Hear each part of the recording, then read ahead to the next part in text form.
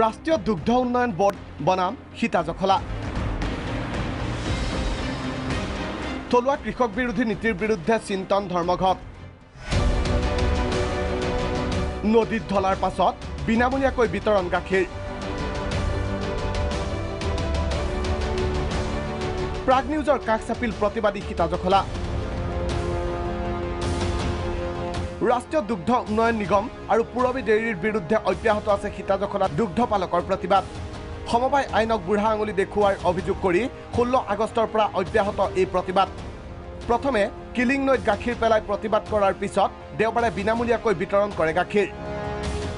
লগতে আমাৰ আজি তৃতীয় দিনা আমাৰ যি গাখীৰ বিতৰণ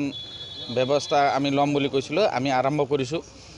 প্ৰতিজন ৰাইজৰ বাবে আমি বিনামূলীয়াকৈ গাখীৰ আজিৰ পৰা আমি অনিৰ্দিষ্ট কাললৈ তেওঁলোকক আমি দিয়াৰ ব্যৱস্থা কৰিছোঁ সীতাজখলাৰ এই যি চিন্তন ধৰ্মঘট আজি তৃতীয় দিনত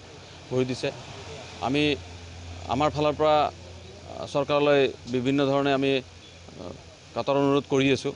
যাতে কৃষকৰ এই আন্দোলনে আমি এটা ভাল আশাৰ বতৰা আনিব পাৰোঁ কাৰণটো এটাই হৈছে যে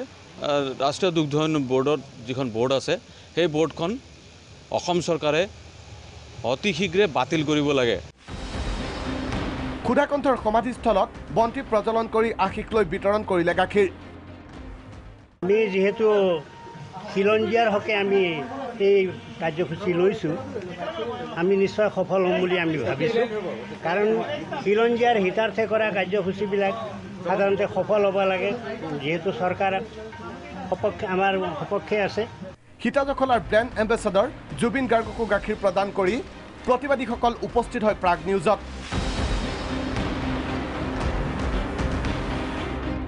প্ৰাগ নিউজৰ কাৰ্যালয়ত গাখীৰ বিতৰণ কৰি এই প্ৰতিবাদৰ প্ৰতি সহযোগিতা বিচাৰিলে সীতাজখলাৰ এইসকল গোপালকে এখন এনেকুৱা মানে চুক্তি কৰিছে অসম চৰকাৰৰ লগত যিখন চুক্তি আমাৰ কৃষক বিৰোধী আৰু কৃষকৰ পৰিপন্থী এইকাৰণে কৈছোঁ যে কৃষকে উচিত মূল্য নাপায় আৰু কৃষকে যদি একগোট হৈ কিবা মানে প্ৰক্ৰিয়ন প্ৰকল্প কৰিব বিচাৰে সেইটোতো সিহঁতৰ সেই চুক্তিমতে মানে কৰিব নোৱাৰে সেইটো তাৰমানে আমি ভাবিছোঁ আমাৰ অধিকাৰ খৰ্ব কৰা হৈছে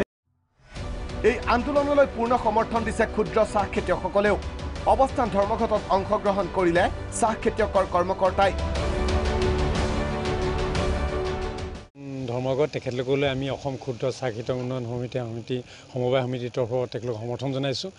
আমি সমগ্ৰ অসমত প্ৰায় 1.5 লাখ চাহ খেতিয়ক আছে এই 1.5 লাখ চাহ খেতিয়কৰ লগতে এখেতলোকে যি সমবায় আন্দোলন কৰিছে সেই সমবায় আন্দোলনক আমি পূৰ্ণ সমৰ্থন জনাইছোঁ প্ৰতিবাদলৈ কাণখাৰ নাই স্থানীয় বিধায়ক তথা চৰকাৰৰ মৃত্যুমুখত পৰিব নেকি থলুৱা সমবায় চৰকাৰে ভূমিকা ল'বনে ব্যুৰো ৰিপৰ্ট প্ৰাগ নিউজ